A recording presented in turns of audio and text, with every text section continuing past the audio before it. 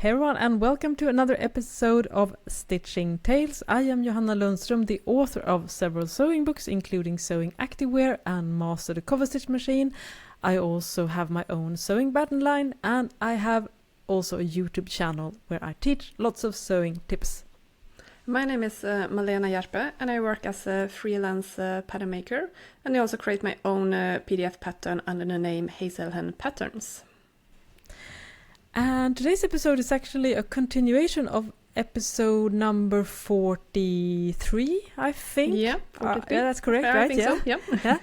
Where we talked about the challenges of hemming stretchy fabrics, especially knits, which is definitely something that can cause a little bit of a headache when you're sewing. And that was kind of a consensus when we talked about it. And in the previous episode, which we highly recommend that you go back and listen to if you haven't already, we talk a lot about how to hem if you only have a regular sewing machine. And we barely touched on the other two options that you have, which is your serger and your coverstitch machine. So before we're going to take this to the next step now, if we have figured out how to do it best with the sewing machine, because the good news is that one might not think of the serger as a tool for hemming knits, right, Malena? That's not the first thought that comes to mind, I think.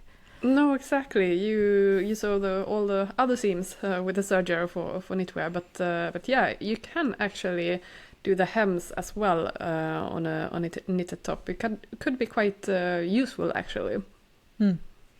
Yeah, I agree. So what would you say are some ways that you can use serger when you're hemming knits? Well, my favorite go-to seam is, well, basically just the regular, overlocker serger seam. I don't do any different settings or anything. I just fold the bottom hem seam allowance, like for the bottom hem, into an N fold, we call it. I think this one has different names as well. So basically you fold the hem up and then fold it one more time, so the fabric becomes like an N, or Sida, whatever you want to say. Yeah. And then you serge the edge, so you basically sew through 3 layers. You can cut away a little bit of the edge, but you don't have to, actually. And this way you don't even get, when you have sewn the hem, you press the seam allowance, like the overlock seam allowance upwards, and then you will have it basically will look like you have sewn on a small cuff after this. And this way is really good because you use then an overlock seam, which is really stretchy and durable, so the risk of the seam to be cracking or anything when it gets stretched out is very minimum. I do recommend don't do a too small hem, like use maybe a little bit wider, like minimum 1 inch, like 2-3 centimeters hem. Otherwise it might be that it start to flip over, like start to stand out. But a good pressing, and you can actually also add the top stitching, so you stitch down the seam allowance so it's pointing up all the time. So you could do that as well, maybe with the fabulous stretchy thread we have. Yeah, that we talked about in the last episode. Yeah, right. Yeah, that's a really good idea. Do you have any images or something like that we could share on our Instagram account, Stitching Tales pod? I will. I will search. I definitely have it. Or I think I have made an illustration for it in my Malva tea that you can get for free if you subscribe to my newsletters. There, if I remember correctly now, I have an image like how to do the N-fold. This is also my lazy go-to hem when I don't want to re-thread my cover lock, or if it's like a really soft fabric. This is like almost a bulletproof hem. You can't really go wrong with it. Yeah. Knock on wood. Yeah, I agree with you, and it's very underutilized, I think, and it adds a little bit of a decorative finish as well. It doesn't it doesn't bring down the look. I think it adds some interesting. And as you say, the struggle, regardless of your machine, is that you need like a lot of stretch, and the fact that you're using overlock or Serger overlock stitch means you have so much thread in the loop. So this seams is very stretchy, so if you stretch it out, it will not pop because all this thread that is interlocking basically. So it's a very good way of doing it, and I think that's one of those things that we don't really talk enough about or show. And I have a version of that I have in my book Sewing Activewear, that I'm going to hold up some photos of it, which is that you use on a serger. You also have the flat lock seam, and you could use the flat lock seam, which the benefit of using a flat lock seam when you're sewing seams is that it folds the fabric flat, so you don't get any bulky seams, so it's great for underwear and activewear. Now the domestic serger flat lock isn't super durable compared to what you would get when you buy ready to wear, so it does have some limitation, but it's actually a wonderful way of doing hemming using a similar folding technique that you described, Malena. So I'm going to hold it up now for those who's watching the video version, which I highly recommend. So, but we're going to post photos of that also on our Stitching Tales Instagram account. So you do the similar fold, but as you described, Malena, but you disengage the knives, and then you stitch over that fold, and then you fold it up. So as you can see on the outside, if you're watching the video version, it looks just like these nice flat lock hem that you will find when you buy activewear, and on the inside it's the ladders, and you can also put these on the outside. And I've done this on many tops, and it looks super pro. And the only trick is to fold very evenly, because if it starts to get uneven, that's the benefit of your method, is the fact that it cuts away the edge, so it doesn't have to be as even. My method doesn't cut away the edge, so you have to be really precise, because otherwise it will be a little bit uneven. But I highly recommend this method. And of course we are doing an audio version here, and if you're not watching the videos, you cannot see it. But we will definitely make sure that both these things that we are talking about now, we will definitely show you on our Stitching Tales Instagram account. But can you do this on any serger, or is it? Yeah, any serger. I would want to say that I think all sergers have this, all modern sergers have this flat lock. Do you have different settings, or is it just removing the knife? There is usually a type of lever on the serger that you have to basically at one of those, I don't remember the English word, gripare, the thing that pulls the thread upwards. There's a way of disengaging one certain function, and from my understanding, I would say that you don't need any special serger. At least the ones I've owned, from cheap to expensive, has had this flat lock seam, which is also a variation of this seam. The flat lock seam is also what you can use when you're doing the blind hem stitch, as we mentioned a little bit in the last episode. You can also do a blind hem stitch on a serger, where you basically get the ladders on the outside. When we talk about ladders, you might wonder what it's. Short vertical stitches, about 4 or 5 millimeters long, evenly spaced out, of course, on the right side. And if you use a thread that matches the fabric, again, this will not be visible. And if you go into a vintage shop and check out maybe t-shirts from the 70s and maybe 80s, you will find that this is a quite common technique to actually hem. So this is a very proven technique, again, that I think is very underutilized, because it has so much stretch. It adds a nice decorative feature. So why not? And you can also use contrasting threading, like getting white stitches if you like that look. So I think the serger is, I think we don't do a good enough job on educating, I think, on how to use a serger. Because already now we talked about 3 different ways of hemming. And maybe, I'm sure a lot of listeners, even if you have a serger and use it a lot, it would be interesting to hear from you if you ever tried these techniques that we are talking about, or that you, or were even aware of it, because even sometimes in the when you get the manual for the Serger, the one that you described, for instance, Malena, it is not shown in my manual. For instance, the only one that they show in my book is the blind hem stitch, not the other ones. Yeah, and I have actually sewn the ladder stitch that you are talking about. I was just wondering if it was the exactly same. And yeah, it's the one that remove the knife and then do some different kind of settings with one of the threads. I mean, this was very clear in my manual how to do it. And then yeah, it was super easy and like a little bit satisfying when you pull apart then the hem, so it like opens up and you can actually see those ladder stitches.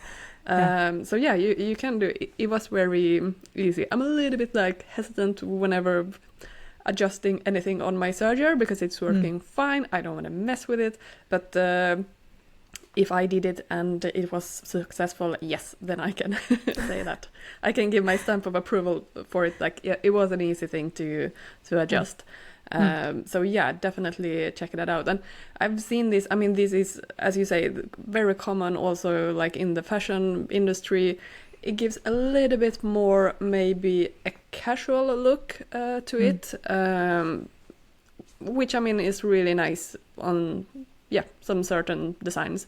So definitely play around with it. And I've seen people using like different type of also contrasting threads to give a nice look, and rainbow color threads and everything. So you can really get a nice design feature with this one as well. Yeah, I agree with it. It's so nice sometimes because at least for me, I mean, I do have a share amount of thread, and if you watch the video version, you can actually see some of it. I have lots of colors and lots of spools in each color, but still, sometimes I'm usually, when I'm in the situation of I have a cover stitch machine, and I usually don't have enough thread to not having to remove the thread from the Serger and thread my cover stitch machine, and depending on what you're doing, sometimes, usually you can do hemming the last, but sometimes you have to go back to the Serger and do something else. So you end up rethreading, and I think we all can agree that rethreading is probably the thing we are very keen on avoiding as much as we possibly can. So that's why it's actually pretty nice if you usually only have to rethread one of the looper threads basically to be able to switch to these stitches that we're mentioning. So you will effectively save a ton of time, and also perhaps you don't even have to buy a cover stitch machine, because what we are mentioning here, if you combine the techniques that we talked about in the previous episode on sewing machine stitches, I mean, you can go a long way with just using your Serger and your sewing machine. Yeah, definitely. Have you had any experience with because there are also machines that are like a combination, both a cover lock and an overlocker? Have you ever tried? Yeah, the first one I bought. I think it was in 2004, I think, and back then, I would say in Sweden 100%, and I think generally as well, it was pretty much impossible to get a domestic standalone cover stitch machine. So every machine that has a cover stitch function was a combination machine, and I wouldn't say I had a great experience with that machine. I think a lot of that has been confirmed to a lot of people that I talk to, that at least sometimes those combination machines end up doing a decent job but not great job at both things, so they don't really excel in any areas. Whereas if you have a standalone machine, that said, the Baby Lock is very expensive. My Serger is from Baby Lock, for instance. They have combination machines that are much more easier to rethread and are, from my understanding and the ones I've tried, are very, very good at doing this combination job. So I wouldn't say don't get a combination machine. Also, it's both a budget and a space thing, but definitely do your research and don't be tempted by buying an inexpensive, because I would say you will likely end up switching eventually. That's my experience. I mean, two-in-one products usually mean that you have made compromises on both ends, so they are usually not the greatest. I mean, there are reasons why there are two different machines for it. So yeah, but yeah, as you said, depends on your budget and space, of course. We should perhaps talk about what brands of Sergers or overlock machines that we have. So what's your brand, Malena? I have for my overlocker or Serger is it's a Bernina, but I think the overlocker then is called Burnett, I think. Yeah, right. They have some. I don't understand the naming. How that works. Me neither. But I mean, it's still like under the Bernina umbrella. My home sewing machine is also Bernina. I swear by Berninas. I love them. My cover stitch is a Singer. Since I don't sew that much and I don't sew for a living, it was a little bit of a budget thing. Like the Bernina cover lock was more expensive, so I bought the Singer one that was a little bit cheaper. Still expensive, but yeah, cheaper. I do regret it a little bit going to Singer. I tried the Bernina's cover lock on a crafts fair, and I think that one is, I'm kind of having a little bit of remorse by now that I would have it would have been better to stick to the Bernina. The Singer, I mean, it's a good machine, but I have a problem with when you sew with a, how do you say, gas pedal, basically. It doesn't have a nice flow. Like you push the gas pedal and push it, nothing happens, and then all of a sudden the machine is rushing. The Bernina had a little bit more like if you just press a little on the gas pedal, it just goes a little. So it had like different levels, like you can smoothly accelerate and then smoothly stop, while the Singer is more like on or off, like 100% or nothing. And it was, and I tried to like see, was there anything wrong with my pedal foot or anything. Do you say pedal foot? No, what do you say? Gas pedal? Gas pedal. Well, the thing you push your foot on. The pedal, So I'm not 100% happy because of that. Besides that, it is like sewing fine. The seams are nice. I haven't had barely anything problem with the skipped stitches or anything like that. It's just how the machine is for me, how it is sewing. I'm not really happy with, but the seams are fine and it can sew through quite thick layers as well. So I mean, it's not that I don't recommend it. It's just that I'm a little bit. I usually go. I want to have a tight budget when I buy things, but here maybe I was a little bit stupid with my budget. It would have been nicer with Bernina, but it's fine. What are your brands that you stick to? So I have my Serger. As I mentioned it previously, I first bought a FUF combination machine, which was a cover stitch and a overlock machine, and I think I kind of managed with that for about 10 plus years, I think. Wasn't too happy, but it was fine. And then I switched to standalone machines, and I decided to invest in a really good Serger, which is the Baby Lock Ovation, and it has a sticker shock pricing. It's incredibly expensive. I don't remember what I paid for it, but I think it was around like around €1,000, around $1,000 for reference. So around 10,000, 11,000 Swedish crowns. That was extremely expensive, and it's a wonderful machine in terms of how reliable it is. It's fast. It never has any wonky stitching or anything like that. And the only thing that I am not super happy about is the fact that it's auto tension. So you cannot adjust the tension on this machine. So for instance, if you're doing like a flat lock seam, sometimes it's good to adjust the tension of the looper or the needle to make the seam lie flat when you when you pull the fabric apart, and because there's just a little bit of a screw that you can do tiny switching, but it's very blunt. It isn't very precise. So that said, it does do the auto tension job great when you're just doing regular overlocking, but I find myself missing that sometimes. And also I kind of think, but maybe that's only because I only owned 2 Sergers, whereas one was the combination machine. I feel kind of that it doesn't do a great job sewing over thick layers sometimes. I wish the presser foot would go up a little bit higher. It's hard to explain. I feel maybe a little bit, a little bit like that. But overall, incredibly reliable machine. I think I've had it now for, it must be like 8 or 9 years or something like that.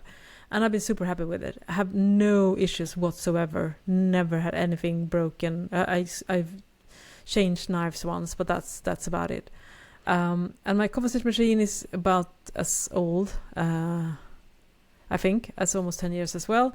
And my cover stitch machine is the Janome Cover Pro 2000, which is a 3-thread cover stitch machine with 3 needles, which is the common, I think, these days. But before, you usually only had 2 needles that you could either do a narrow cover stitch or a wide.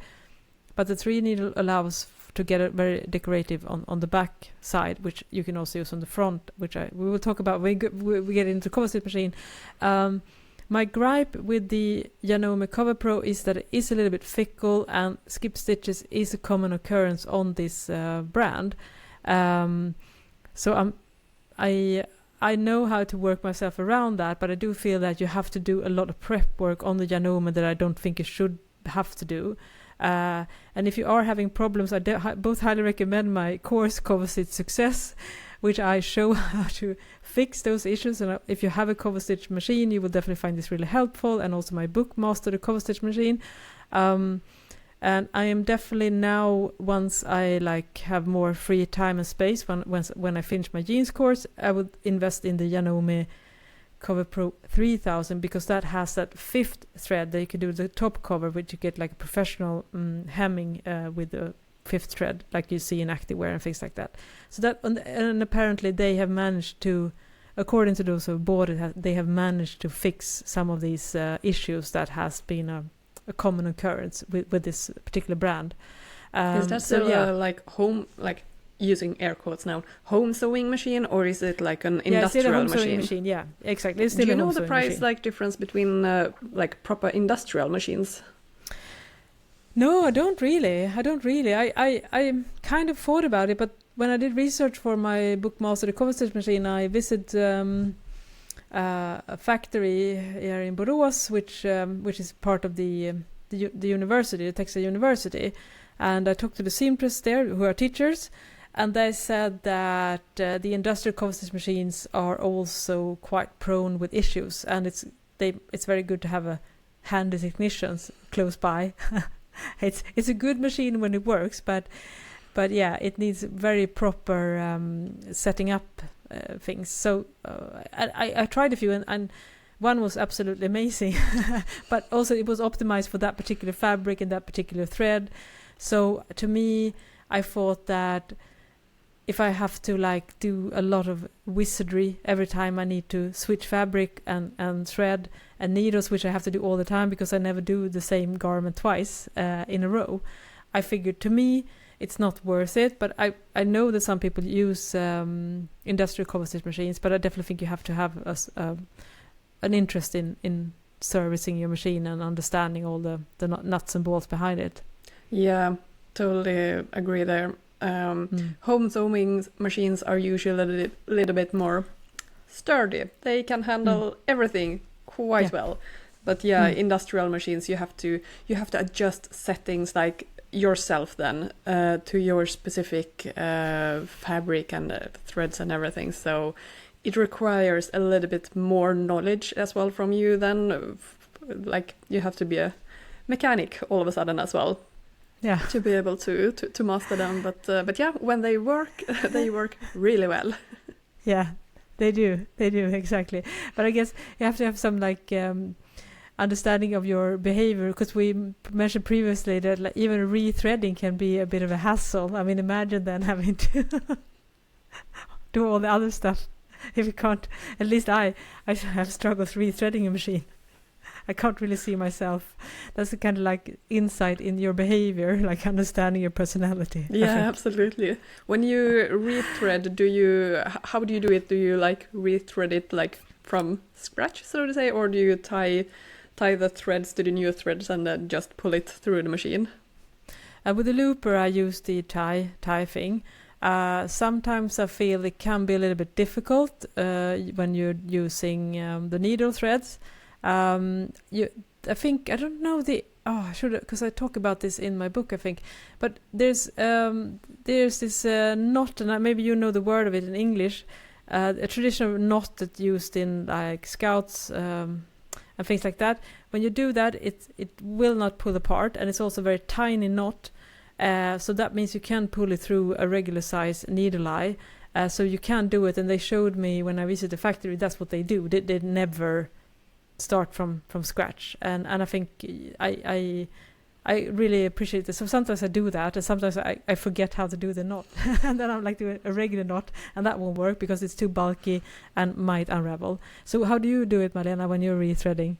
No, I just do a regular knot and pull it through. But yeah, I notice it doesn't go through the needle. And also when you pull, even if you have lifted up your pressure foot, so the tension is more loose and easier to pull through.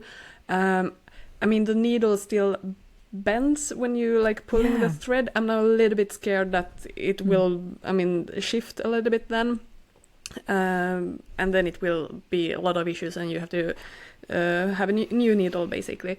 So I always pull the thread through with that knot, but I don't pull it through the needle. So when I come to that stage, I clip off the knot and the just thread through the needle, which then it's fine. It's still quite easy. And I always use those, what do you say, teasers? No, tweezers. Yeah, tweezers. Exactly. Otherwise, it's like really difficult to get through the needles. It is really difficult. Yeah, but especially I never do it from like scratch. It's that's just time consuming and risk that the thread won't be placed properly when you do that. Yeah, because it's usually quite a semi-intricate way. There's usually a few steps that you have to thread holders that you have to go through, so it's so nice to not having to do all that stuff again, regardless if you have a Serger or a cover stitch machine. I agree with you. I do the same thing as you. I don't start from scratch either with a needle, but and whenever I have done it, I don't start sewing immediately. I always turn the handle, like the hand wheel, a couple of times just to so I see that it's working properly.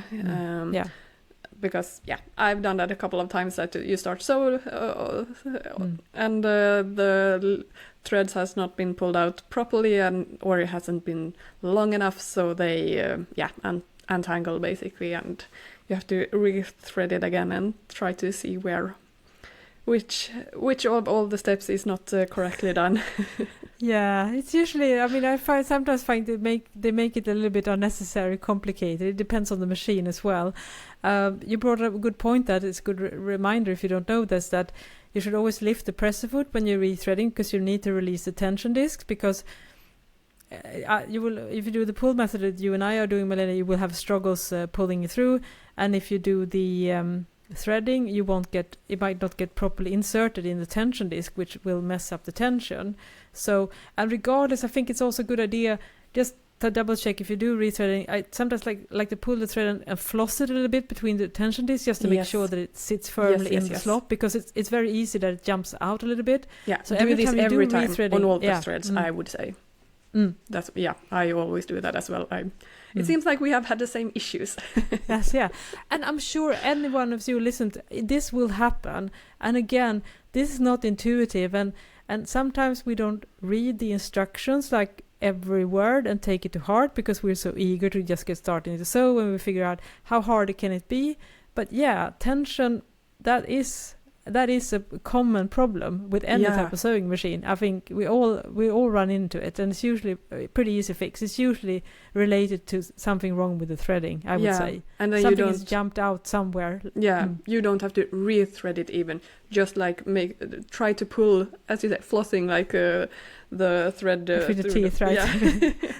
That we usually then it comes into the right place. So yeah, that's I would say the most common issue. And then you start to re-thread it because you didn't realize what it was, but it was just that it needed to be pulled a little bit, basically. Yeah, very good point. Very good point. And one thing I can remember, you said a little bit with sewing through thick layers. That's a good thing to do also on both overlocker and cover stitch. When there are thicker layers, I always on both machine lift up just with my fingertips, just lift up the presser foot a little bit, so it's easier to like there's no hump for the presser foot to sew over, basically. So I always stop, pull it up a little bit, and then like help out the fabric to be pushed through. So that I find is a lot helpful. And just sewing over like the overlock seams when you sew with a cover stitch, this little tip is very helpful for me. That's a great tip, because I'm good about leveling the presser foot when I'm using my sewing machine and my cover stitch machine, but I kind of missed this idea that you say, that because I've been frustrated because there will be issues, especially if you're serging over where you already have done seams and you're at this bulky intersection where several seams joins, and I find that I have, it has some feeding issues, and the stitch lengths obviously get shorter then because it doesn't feed properly. Yeah, and the knitted fabric stretches out then, and it's so frustrating. Yeah, because otherwise it's so reliable. But such a good tip. Thank you, Malena, for sharing this, and hopefully this is a revelation for other people as well, not just me. Yeah, and I think if you are a beginner sewer, it's like you think that you are supposed to be able to sew one seam like from start to beginning without stopping, and that's like the proper way. And it's like no, not especially on these types of machine either. Like you have to slow down, you have to stop, you have to do these kind of small things, otherwise it is going to be really tricky to get a nice seam. So don't you can stop, it's allowed, it's okay. Yeah, that's very, very true. Very good idea. I should also just do another plug function for the baby lock, and it has two things that are nice to have. It has air threading, so when the looper you can just pull it and it will go through I can't remember the English word now, the mechanics that you use for sewing the looper thread in the bottom of the machine. Anyways, that's so nice. But the other thing that I love about the baby lock is that it has a tool for threading. So you just place the thread horizontal through needle eye, and then you just push a little thing, and then it pulls the thread. So it's like an inbuilt needle threader. So, and then you just switch it to the right needle, and you just pull that, and it does the same thing. And that works like 9 out of 10. Yeah, and especially as we age. Yeah, I have that really on my Bernina home sewing machine, not on the cover lock, but yeah, that one is magic. Yeah, so nice. So definitely look for those extra features if you're in the looking for an overlock machine. I mean, it's just those little things. Of course, it shouldn't be a deal breaker, but I love frictionless sewing, because that makes me more prone to sew, and so I do appreciate when brands do that little extra work of adding those features that limits the hassle of using our machines. It feels like somebody have had issues with something, and some magical person came up with a solution. Yeah, that's so nice. But we haven't talked about all the ways you can use a serger. I think we at least forgot one popular way that you could use it for, and you could definitely use it for knits too, which is the the rolled hem or the lettuce stitch, right, Malena? Yeah, right. Yeah, we mentioned it a little bit last time, but I have actually never tried the letter stitch. I haven't tried it, but it is a really when there's something difficult, like doesn't look nice, make it even worse, and then it becomes a design feature. Yeah. Exactly. So if you have problems with the fabric stretching out, embrace it, own it. Exactly. And make it even more stretchy. So if you're not familiar with the word lettuce, if you imagine a piece of lettuce and you know how wavy it can be at the upper edges, that's the way it is. So it's basically a seam, like a rolled hem that you would do on a sewing machine, for instance, when you're sewing with silk cut on the bias or things like that.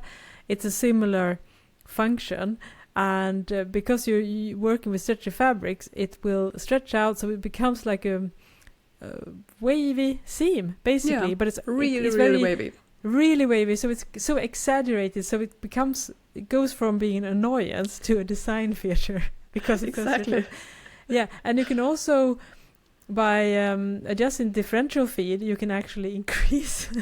So if you feel it not wave enough, you can actually do it even worse or better, depending if what's your jam.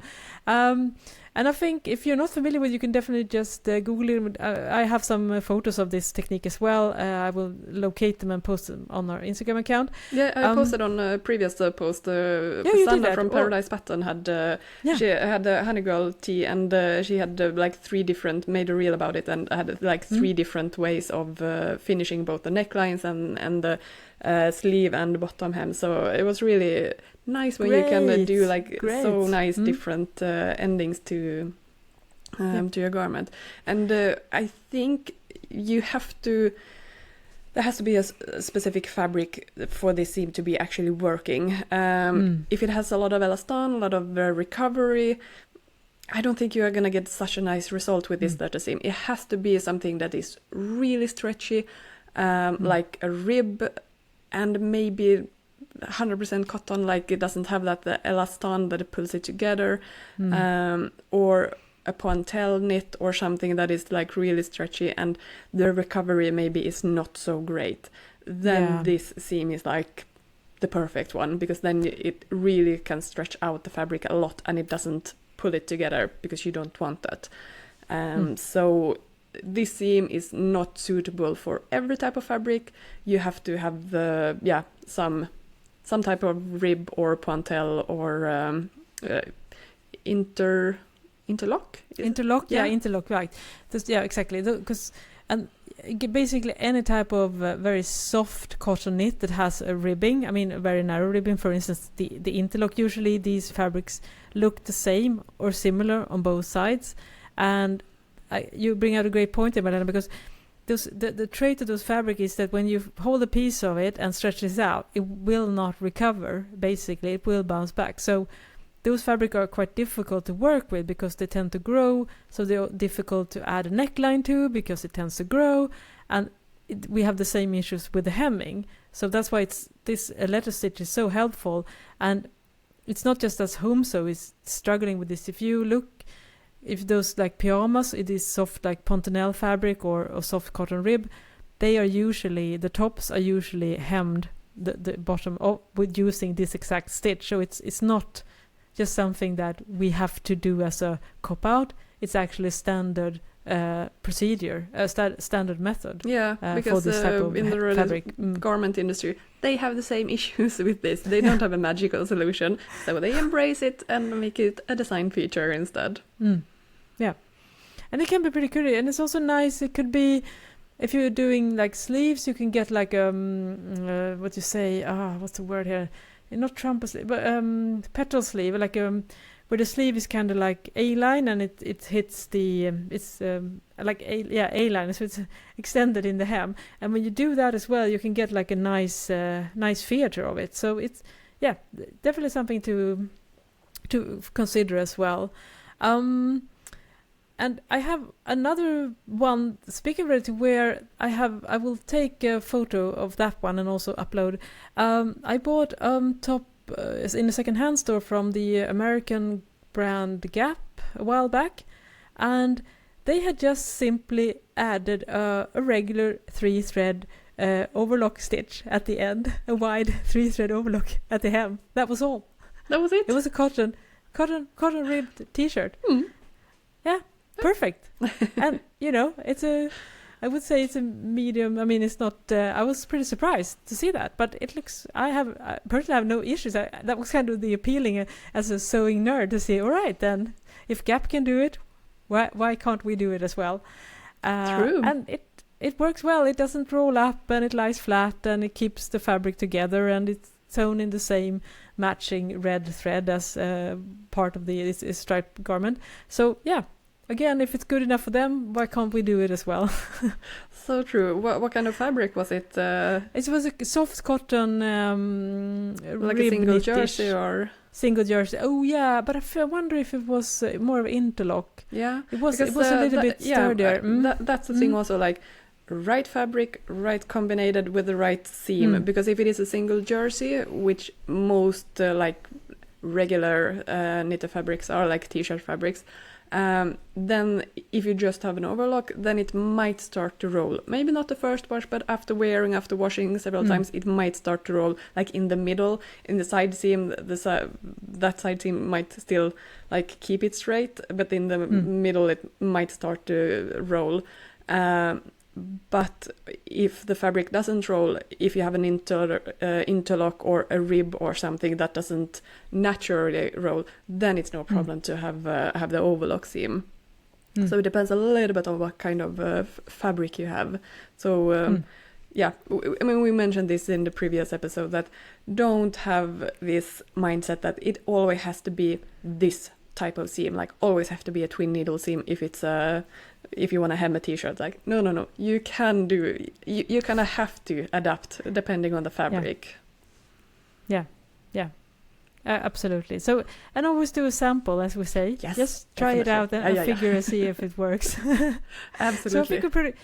So now we have at least done. We have the one that you're doing, like the end fold, and we have the flat lock hemming that I talked about, which you also do a fold, and we have the blind hem, which is similar to the flat lock, and we have the letter stitch, and we also have just using the 3-thread overlock stitch to edge finish if the knit is more stable and doesn't roll. I'm sure there are other ways too, and we're really curious. If you have any more suggestions, please drop us a line either on our Instagram account or on you can also email us at stitchingtalespod@gmail.com, because it's I'm pretty sure there are some hidden gems out there that you can do as well. And we also have another suggestion, which you always do, Malena: add a cuff. Yes. Yeah. You can do that on your Serger as well. Yeah, that might be if all else fails, easiest. Add a cuff. Yeah, add a cuff. That's the most easiest, especially with soft fabric. It's you can have wider cuffs as well then, so that's going to make it so much easier. Yeah, I agree. We should also mention a little bit about the cover stitch machine. I will also say that you can go back and listen to an episode which is entirely dedicated to cover stitch machine. We will, of course, I will put that number in the show notes, but it's pretty easy. You can just search for cover stitch in our feed and you will find it. But yeah, the cover stitch machine, the benefit of using the cover stitch machine is the fact that you will get a great stretch because you have the looper thread on the reverse side. So a cover stitch machine, it sews you stitch either with one needle, that's called a chain stitch, and if it's a 2 needle, it's basically the cover stitch function. You can usually do a narrow and a wide, depending if your machine has 3 needle slots or 2, and then you can do a 3 needle version, which sews 3 needle on the right side, and on the reverse side you get a pretty intricate loop pattern, so you can actually flip it over, which is quite common amongst us home sewers. So instead of doing the needle on the right side or outside of the fabric, you do the needle on the inside, and then especially if you use a flossy thread such as woolen nylon, you get a really nice thick decorative seam. And this is really, I think, also common with active wear and when you have lycra fabrics. Exactly. So I'm going to hold up now for you watching the video version. here you can see I've done all these stitches with the reverse cover stitch. So on the right side I use this beautiful flossy thread, and then when you look on the inside you see the 3 needles, right? So it looks kind of reverse, which it is. So it's not supposed to be done like that, but I think it adds a really nice feature to your garments, especially if you're using some nice woolly nylon or flossy thick thread in the looper, because you can definitely do that, not the needles but only in the looper. So that's something I'm a very big fan of, and that's one of the benefits. Professional look. Yeah, it really looks. I mean, honestly, you wouldn't think that this is done on a home sewing machine, but it has mock flat locking and everything. So yeah, this was a really fun project, and I will post images of that too, so you can get some inspiration. And I also show this technique in my book, Master the Cover Stitch Machine, as well, if you're curious. And if you have problems with it, I highly recommend you check out my course, Cover Stitch Success. I will link to those both in the description section. And don't feel discouraged if you are like having so many problems with your cover stitch machines. There is a reason why you, Johanna, have made this course. It's not like your machine has been working amazingly every time and no, you just decided to make this course. No, it happened for a reason. You have had all these struggles yourself. Exactly. So exactly. Been there, done that. Yeah, and just to give you reference, I mean, I think I have over 400 people that has taken this course, Cover Stitch Success, so you're it's not definitely alone. Not just me. No, because you're not listening. Everyone is listening. If you feel the pain, you're not alone. And I also have a free troubleshooting guide, which I will also link to for Cover Stitch Machine, and I think that has many thousands of downloads. So yeah, it's a common struggle. And to me, the benefit of using the Cover Stitch Machine is the fact that it looks very professional, because it also have, just like the Serger, it has a differential feed, which means that you can regulate the speed of the feed dogs. As we mentioned in the episode where we talked about sewing machine stitches, one problem that you might encounter is the fact that when you're sewing, the fabric might stretch out a little bit when you're working with knits, and by experimenting with the differential feed and of course the presser foot pressure, which you can also do on a Cover Stitch Machine, you will be able to keep the fabric in check, which is why I love my Cover Stitch Machine. And as we mentioned, the problems are usually skip stitches. Those are the most common problems. And also Cover Stitch Machines domestic, they are not great for sewing over like very thick layers. I mean, they work best with just regular knits, I would say. But I also use my Cover Stitch Machine for sewing belt loops on jeans, and that has worked too. So it works nice with woven. So don't sleep on that one. It's a great machine, and I've used it for hemming jeans as well if it's not too thick. But I will say too many layers is not the favorite thing of a Cover Stitch Machine. No, and you need to have different needles for when you're sewing jeans and when you are sewing hemming a knitted sweater. Exactly. Like there are universal or even ballpoint needles for the cover stitch as well, right? Yeah, but it doesn't go up to the same large sizes. For instance, my Cover Stitch Machine has a maximum of 90, which I think is 14, I think. So there isn't any Cover Stitch special. That system isn't covered up to 100 or 110. So again, that's a limitation, which it definitely, and a tip as well, sometimes it's easier to, if you have problems with skip stitches, it might be good to switch to a larger needle, because that can really pierce through the fabric and allow the seams to form properly. So yeah, Cover Stitch Machine is definitely, I wouldn't say that you have to run out and buy one, because it's quite a pricey investment, and it's also a learning curve because it's a different way of sewing compared to a regular sewing machine. But if you do sew a lot of knits, which I do, I would not want to be without my Cover Stitch Machine. I mean, I rarely use the twin needle. I almost always use the Cover Stitch Machine when I'm hemming. Yeah, no, I'm really happy as well that I actually bought one Cover Stitch Machine, because the hems are, I mean, it's the only way to get like a really professional looking two needle seam. You can't do that, unfortunately, with a regular home sewing machine. So I'm very happy with it. But how do you do the endings on when you end like a 2-needle flat lock?